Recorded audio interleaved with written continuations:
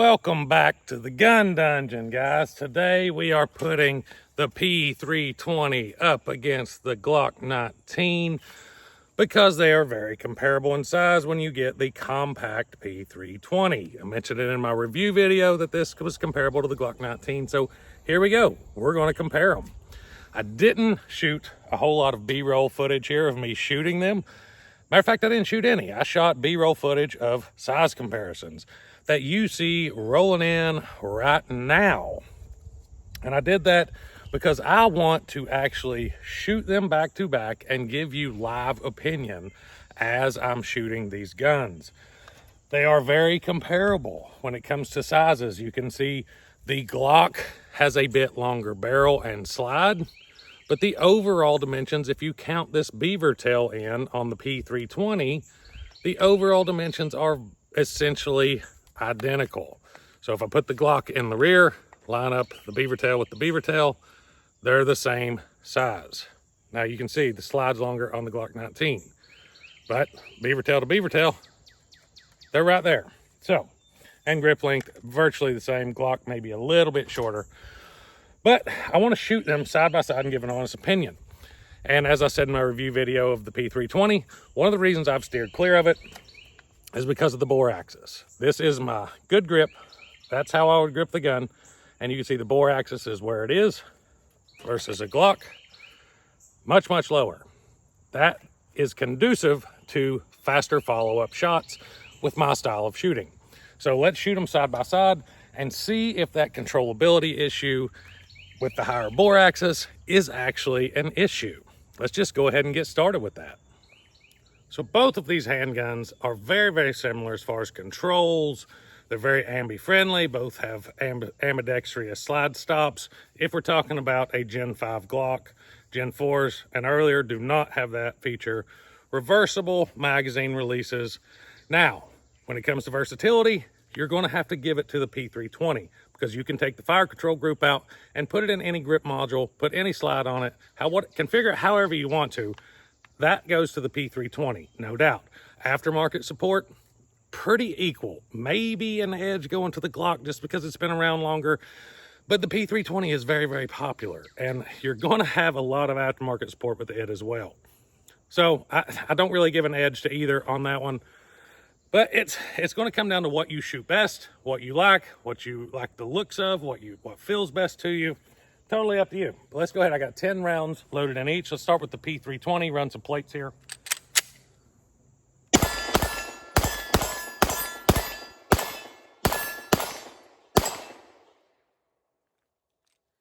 Now, the slide lock to the rear. That's not an issue with the gun that I've been having. It's an issue with my grip that I've been having because I tend to ride the slide stop if it's in my grip way. The way that I grip the gun, I tend to hold the slide stop down on the P320. So if you see that happen in the video, just understand that is a grip issue with me, not an issue with the firearm. It may or may not be for you, so it's important that you shoot both if you're choosing between these two firearms.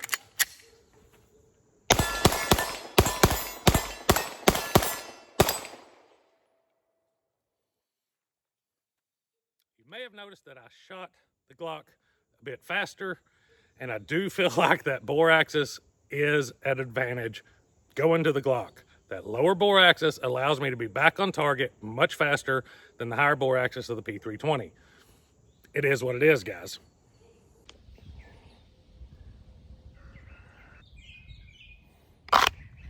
Y'all be sure to go check out Vetter Holsters, big sponsor of the channel. Have about any kind of holster you can think of. There's one of the cool designs that they have. You saw the blood red holster for my XDM 10mm.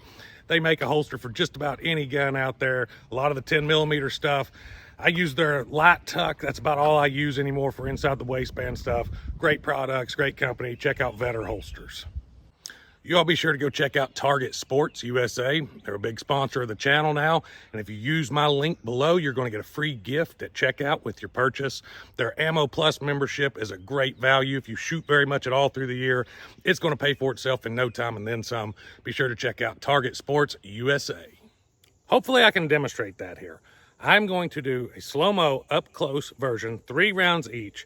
Zoom in on the gun, slow the video down as much as my camera and technology will allow me to do without it being grainy and horrible. But hopefully you can get an idea of the muzzle rise. Watch the front sight. That's what you're looking for. How far up does the front sight come? Because when you're shooting fast, that is where the time comes in. The higher the sight comes, the longer it takes to get back on target. So pay attention to that.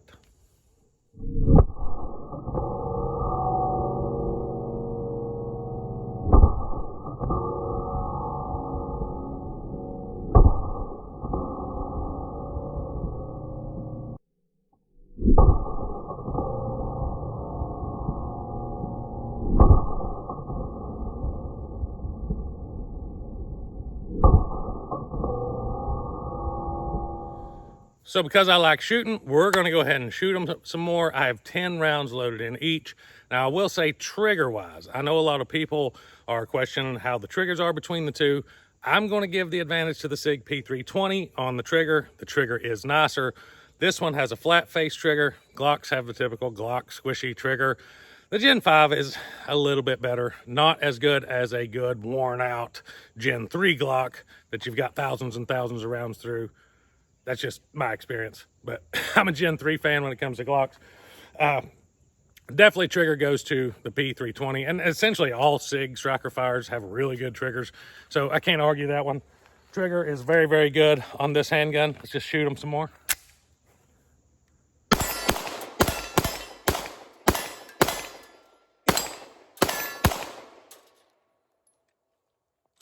Grip angle. Grip angle is a bit different as well. You know, Glock has it's known that Glock has a little steeper grip angle. That one probably has more of a 1911 style grip angle. I haven't measured them. Don't even know how I would go about measuring them. Just going by feel, it definitely feels like the front sight dives after shooting a Glock and coming up with a Glock hold. Come up with the P320, the front sight is down. So more of a 1911 style grip angle with the P320. So if you're a 1911 guy looking for a striker fire, maybe the P320 is the way to go.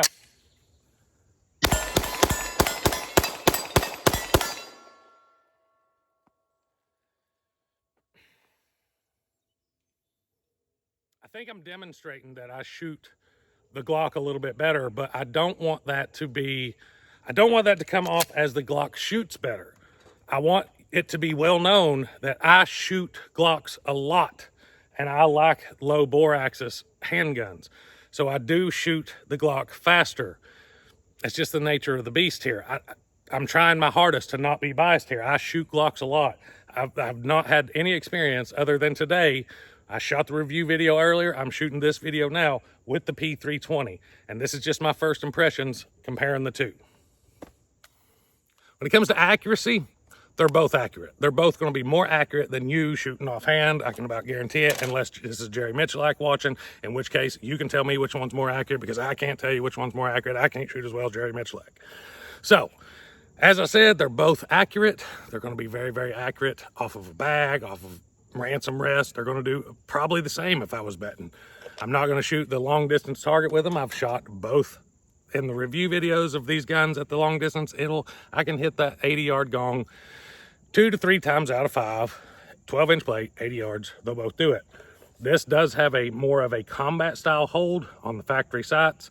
You got to hold the dot where you want the bullet to go. The Glock is more of a dot the eye type thing. Put the target where you want it to hit on the top of the sight. 6 o'clock hold's what it's actually called. But if you don't know what that means, it means you aim at the bottom of what you want to hit. That's what a 6 o'clock hold is. Some people that don't shoot Glocks have a problem with that. If you want to put the dot on what you want to hit, this is what you want to go with. Really like both of these guns. If you're looking for modularity, P320 all day long. If you're looking for a Glock, they go with a Glock. I mean, it really boils down to which one of these looks better to you. Which one of these feels better to you. That's what it boils down to, because they will both do the exact same thing with the same level of adequacy. They are both excellent firearms. They are both excellent choices. About the same price as far as I can tell. This one's going to come with some really, really crappy factory sights. You're going to have to change that out. That's one ding I have on Glock all the time, is that they come with really shitty sights. And I always change out the sights. This one has, I want to say those are Trigicons. Those are Trigicon HDs. These are factory sights, and Sig always comes with really, really good sights with their Sig Light. I think they're X-rays or something like that. Really, really good sights. So I can't complain about the Sig sight. Glock sights suck. Shoot them both, guys. That's all I can tell you. Shoot them both. Decide for yourself. You saw me shooting them both, but I shoot Glock a lot. I'm not a Glock fanboy. I just shoot Glock a lot.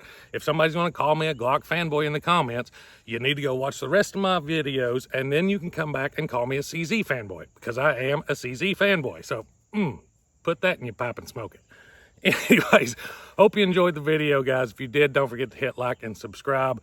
If you want to join my Patreon, I have a link for that below. Just helps the channel out. Plus, you get content a couple weeks earlier, some behind-the-scenes type stuff. I talk to some of my Patreons all the time, asking what they would prefer to see as far as the videos that I have coming out, what you want me to do. I have a long list. I try to keep video content going. But anyways, hope you enjoyed the video. Till next time, guys, stay tuned.